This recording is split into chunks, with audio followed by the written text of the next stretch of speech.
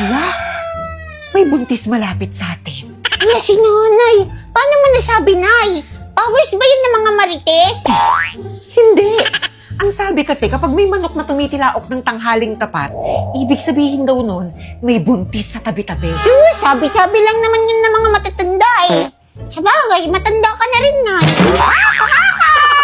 Nay, paano kapag tao yung tumitilaok sa tanghaling tapat? Sino namang taong titilaok ng tanghaling tapat? Wala namang ganun. Abay, meron po, syempre. Ayan si ate, nasa pintuan. Ay, naku, Duday! Lumayas ka dyan sa pintuan! Bakit? Bawal tumayo ang buntis sa pintuan! Bakit bawal na naman? Ay, basta bawal! Mahihirapan daw mga anak. Teka, buntis mo si ate? Ay, ewan ko ba? Hindi ba buntis yan? Ang laki ng tiyan. Buntis agad? Di ba pwedeng nagsamji lang tapos nabusog? Kakapagod. Oo. Huwag mo pinapatong sa lamesa yung sapatos mo. Malas yan! Hala, bawal na naman yun. Nagiging sanhi kasi yun ng pag-aaway sa pamilya. Sus, nanay! Ayan ka na naman sa mga pamahiin mo na yan. Tagalin mo yan dyan. Mamaya na, dyan na muna. Tatanggalin mo yan o ibabato ko sa ito. Tagalin mo, bakit ko sa'yo? Nasaan na ba yung pamalo? Ito na, tatanggalin na. Hala, totoo nga yung pamahiin. Ang tagal naman ni nanay, nagugutom na ako. Paano di magugutom eh? Dinulok mo yung sinaing. Sana kasi ikaw na lang yung nagsaing. Tamad-tamad mo kasi. Mas tamad ka. Mas tamad ka. Ba't ka nananakit? Ano na naman yung ingay na yan? Nag-aaway na naman kayo? Si ate kasi pinato niya ako ng manika eh. Duday! Yung tanda mong yun, nakikipag-aaway ka pa rin sa kapatid mo. Ako na naman yung masama. Nay, nagugutom na ako. Wala na tayong kanin, Nay. Ba't mo kasi dinulok? Akin mo na naman isisisi. Ay! Hindi na niya away nyo. Ito may dala akong kanin.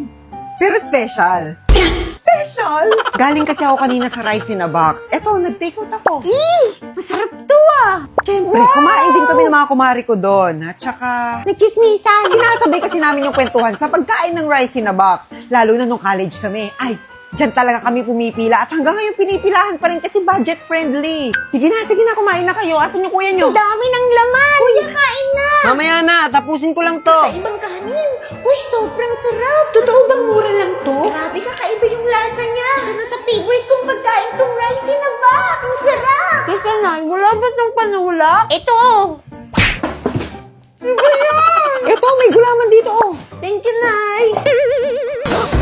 Uy, di ako naman, di. Huwag mong lubusin. Huwag na kayo mag-agawan. Meron pa dito. Uy, Sarap, di ba? Alam nyo kasi, marami kaming masasayang memories dito sa Rice in a Box. Nung araw kasi, pag pagod kami galing school, ito yung ginagawa naming comfort food. Comfort food? Nay, dapat laging ganito na lang yung papasalubong mo sa amin, ha? Grabe, the best talaga tong beef teriyaki.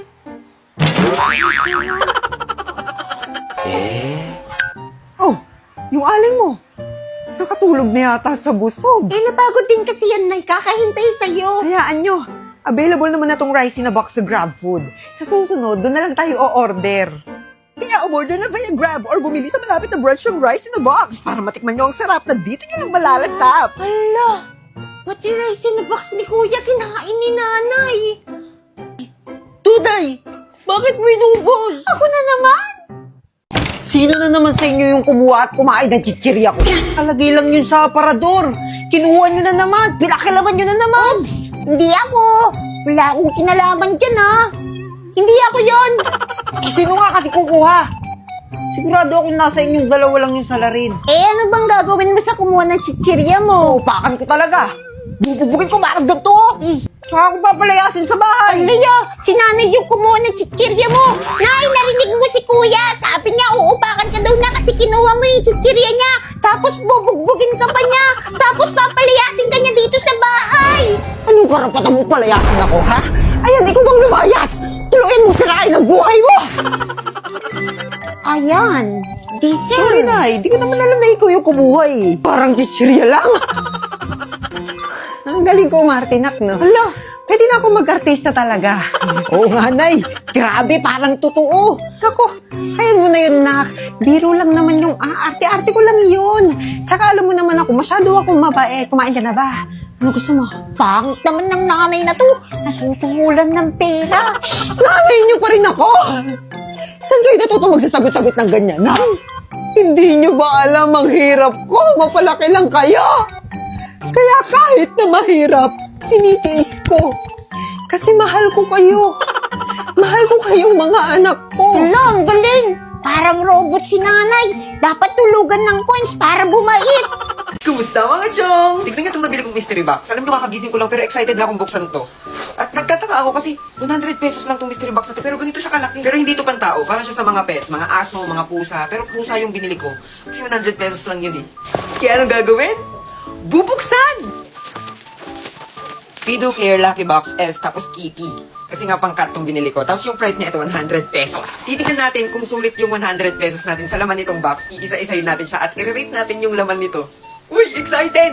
Bubunot tayo ng isa. Tabi, pagkain ng pusa, tabi. Alam nyo, gusto kong tikman to. It's giving 8/10. It's giving 9/10 kasi ang cute niya, oh. Tulog siya. Pag nawawala yung pusa niyo tapos tutulog to, mahanap niyo agad. Pero si OA. Next. Isa pang collar. Kami nakuha tayong dalawang collar ng pusa and it's giving 9/10 talaga kasi ang cute nila eh. Oh, diba? Pero nakakatawag ng swerte. Si OA. Suklay sa pusa to. Oo. Alam nyo, kailangan to ng mga pusa at saka ng mga aso natin kasi kapag naglalagas ng balahibo, di ba? Kapag ginanon kasi ito, sasabit yung balahibo nila dito. Tapos kapag pinindot to, ayun, tatanggal yung balahibo. Oh, isa ko sa'yo. Grabe, 10/10 to sa akin. Parang bawi ko na yung 100 pesos dito. Magkano ba to? Parang nasa 100 din to ah. Isa na lang. Ano to? Laruan ng pusa. Mukha siyang Pokeball.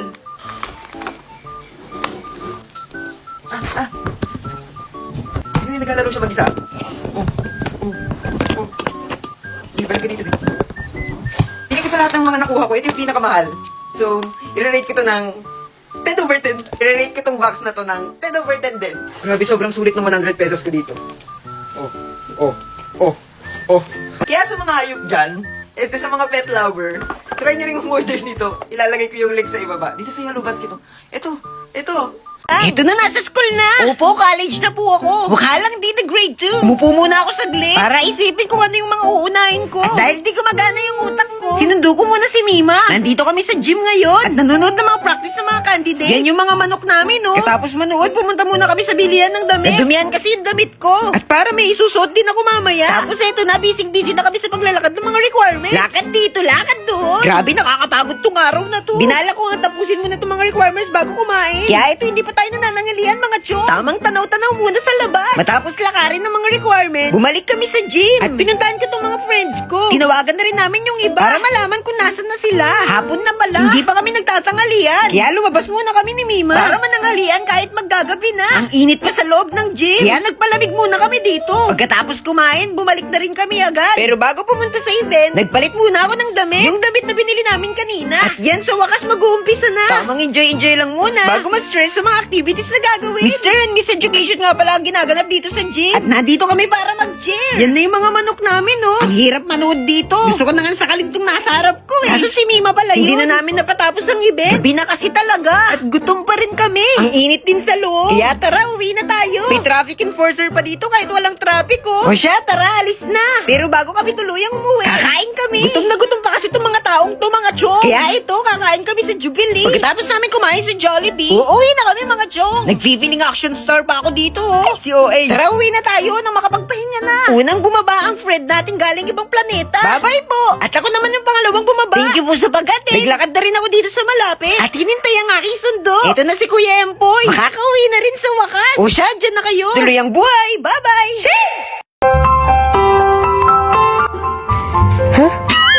Bukas ay tatanungin ko kayo kung ano ang masabi nyo sa akin bilang guro nyo. Lah, bukas ano nga ba masabi ko sa guro ko? Ate, ano masabi ko sa aking guro? First of all, ang pogi mo, sir. Sir lang sa club. Ay, ano yon? Okay na po, ate.